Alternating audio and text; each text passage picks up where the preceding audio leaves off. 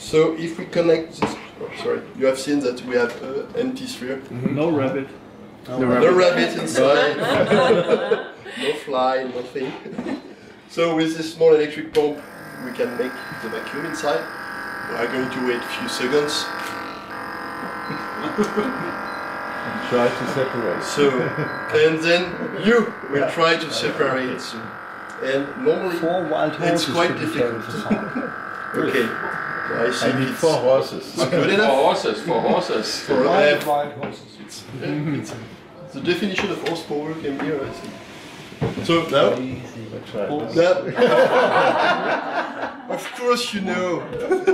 I know the experiment. You can try. You don't know.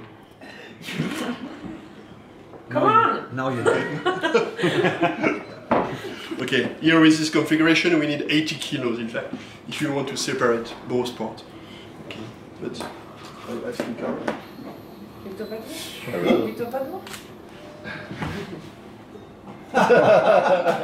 okay, and when you break the vacuum, I broke the vacuum by turning the tap. Okay, you see that when we equal the pressure, there is no problem to separate the 2 parts.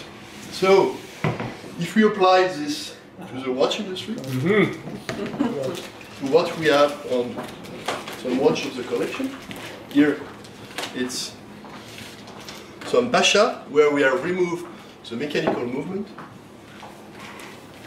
and the back is only maintained by the vacuum. We have also removed all the screws from the back here. So you can try with a suction pad to remove the back. You can't. And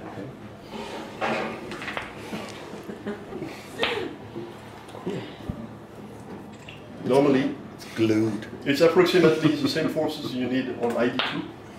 I mean 8.5 kilos if you want to pull the back from this watch. And here, if I make the vacuum now by removing the stem. I'm sorry.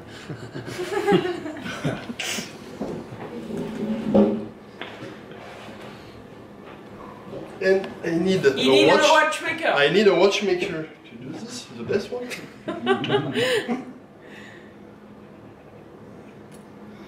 And normally, the back is falling down because the pressure are equal.